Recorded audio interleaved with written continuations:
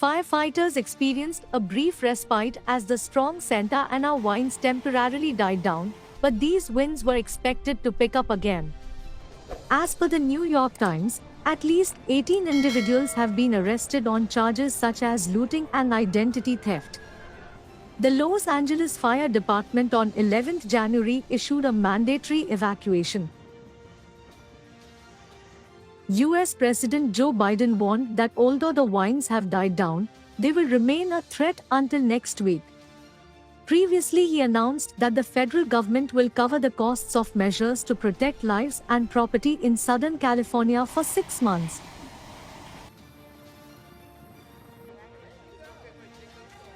Meanwhile, US President-elect Donald Trump used this as an opportunity to attack the outgoing Biden administration.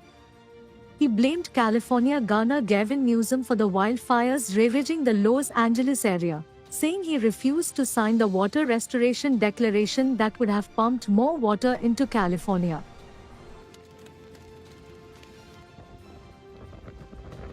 In a post shared on the social media platform, Donald Trump stated, Governor Gavin Newsom refused to sign the water restoration declaration put before him that would have allowed millions of gallons of water, from excess rain and snow melt from the north, to flow daily into many parts of California, including the areas that are currently burning in a virtually apocalyptic way.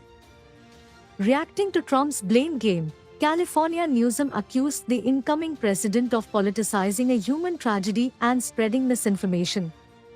He invited Trump to meet with the Americans affected by fires, see the devastation firsthand, and join in thanking the heroic firefighters and first responders who have put their lives on the line.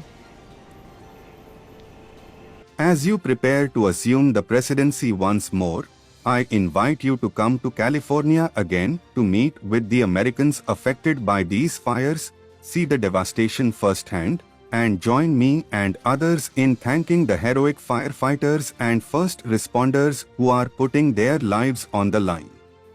In the spirit of this great country, we must not politicize human tragedy or spread disinformation from the sidelines. Hundreds of thousands of Americans, displaced from their homes and fearful for the future, deserve to see all of us working in their best interests to ensure a fast recovery and rebuild.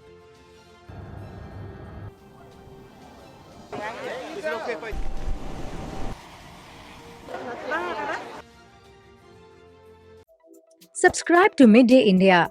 Get direct notifications on all our videos by clicking on the bell icon.